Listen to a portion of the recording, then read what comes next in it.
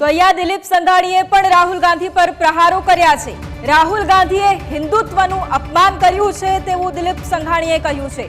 રાહુલ ગાંધીનો હેતુ યોગ્ય નથી। રાહુલ ગાંધી ગુજરાત આવી પહોંચ્યા છે ત્યારે તેમની ઉપર એક બાદ એક જે પ્રહારો છે તે પણ થઈ રહ્યા છે। હવે દિલીપ સંઘાણીએ પણ પ્રહારો કર્યા છે।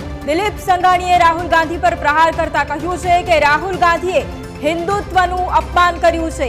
રાહુલ ગાંધીનો જે હેતુ છે તે યોગ્ય નથી તેવું પણ તેમણે વધુમાં કહ્યું છે। એક તરફ રાહુલ ગાંધીનું આગમન ગુજરાતમાં થઈ ચૂક્યું છે। રાજીવ ગાંધી ભવન ખાતે જવા માટે પણ તેઓ રવાના થઈ ચૂક્યા છે અને બીજી તરફ દિલીપ સંઘાણીએ રાહુલ ગાંધી ઉપર પ્રહારો કર્યા છે। રાહુલ ગાંધીએ હિન્દુત્વનું અપમાન કર્યું છે। જે નિવેદન રાહુલ ગાંધીએ લોકસભામાં આપ્યું હતું તેને લઈને તેમણે પણ આ નિવેદન આપ્યું છે।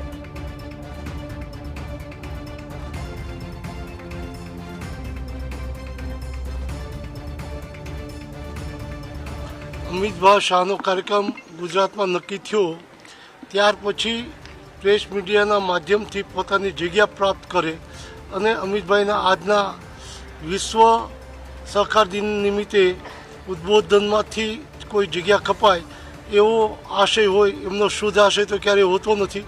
કારણ કે જેમણે હિન્દુત્વને પાર્લામેન્ટમાં જે રીતે ભાંગ્યું એ પણ સમજીને પાર્લામેન્ટમાં બોલ્યા છે। કારણ કે જો બહાર બોલે તો દેશભરમાંથી આ હિન્દુ સમાજ તરફથી એમના પર પોલીસ કેસ થાય અને એને સામનો કરવો પડે।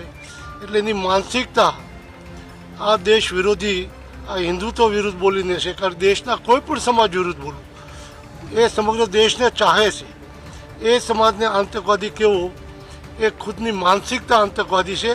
એનો માનસિકતા આતંકવાદીનો હુમલો હિન્દુત્વ ઉપર કર્યો છે। એને સમાજ ક્યારેય સ્વીકારશે નહીં। હું હિન્દુ છું એનું અમને સૌને ગૌરવ છે। દેશ આખો બોલતો થયો છે।